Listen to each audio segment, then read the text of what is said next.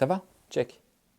Et non, tu check pas parce que t'as pas de bras. Aujourd'hui, je vais faire une vidéo sur la famille Warren. T'en penses quoi, toi qui est un fantôme du coup? C'est-à-dire que comme moi, j'entends pas quand tu essaies de me parler, si tu mets un coup sur un mur, ça veut dire que c'est oui. Si tu mets deux coups, ça veut dire que c'est non. Et là, y a pas de coup. J'ai vraiment l'impression que tu t'en bats les couilles de ce que je te dis. Ça concerne les fantômes. Et toi, t'es quoi? T'es un fantôme. Je te le dis au cas où tu t'en étais pas aperçu. Les amis, bonjour et bienvenue sur Opus Petit.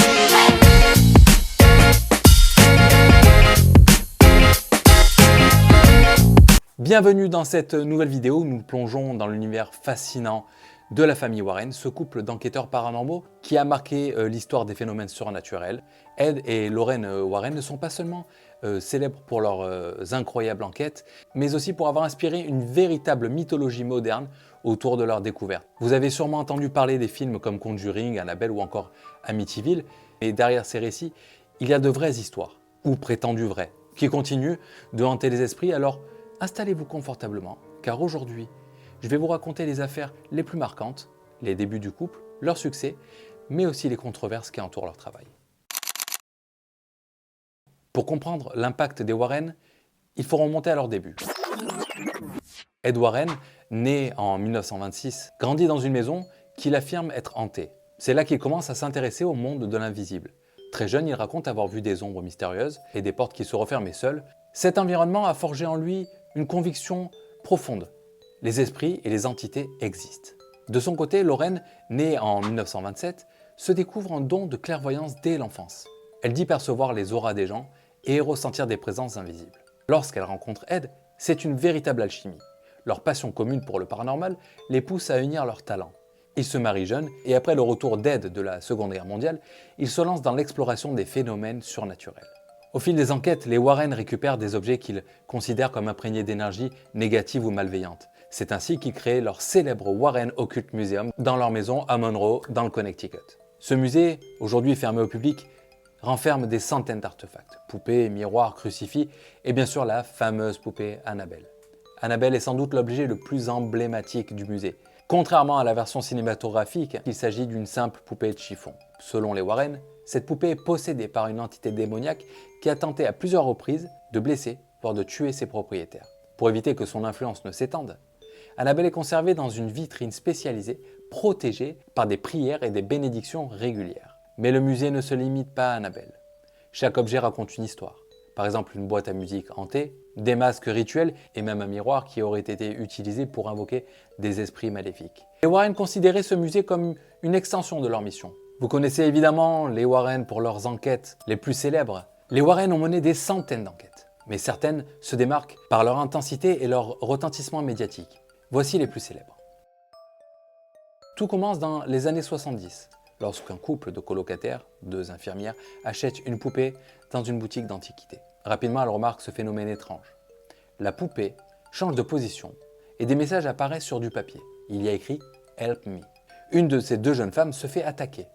Lorsqu'elle contacte les Warren, le couple découvre que ce n'est pas l'esprit d'un enfant qui habite la poupée, comme les propriétaires le croyaient, mais une entité démoniaque, cherchant à manipuler les vivants. Annabelle est alors placée dans leur musée pour éviter de nouvelles tragédies. En 1975, la famille Lutz aménage dans une maison où, un an plus tôt, Ronald DeFao a assassiné 6 membres de sa famille.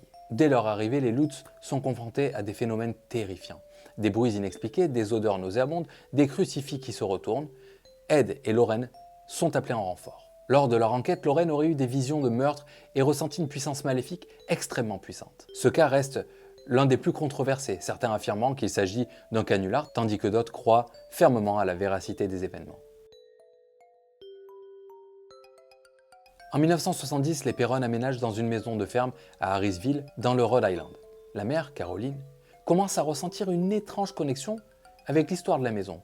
Elle découvre qu'une sorcière, Bathsheba Sherman, y aurait vécu au 19e siècle et maudit le terrain. Les Warren interviennent pour aider la famille. Mais les manifestations paranormales atteignent un niveau tel que même eux admettent avoir été dépassés.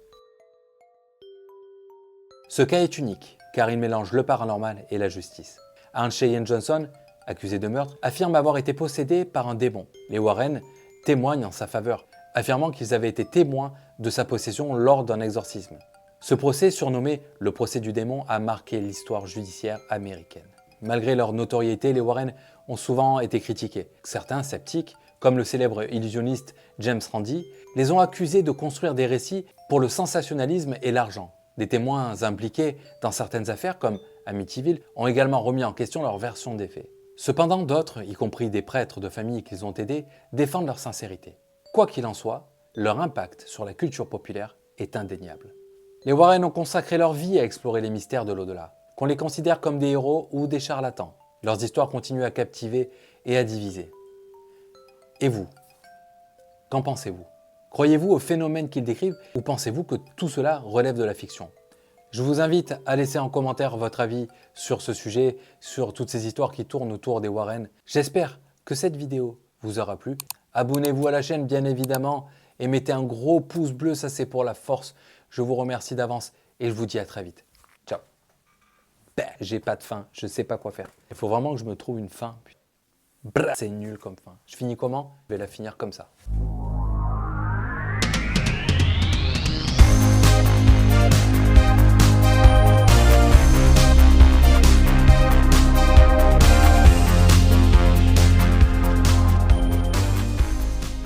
Cependant, d'autres, y compris des pêtres,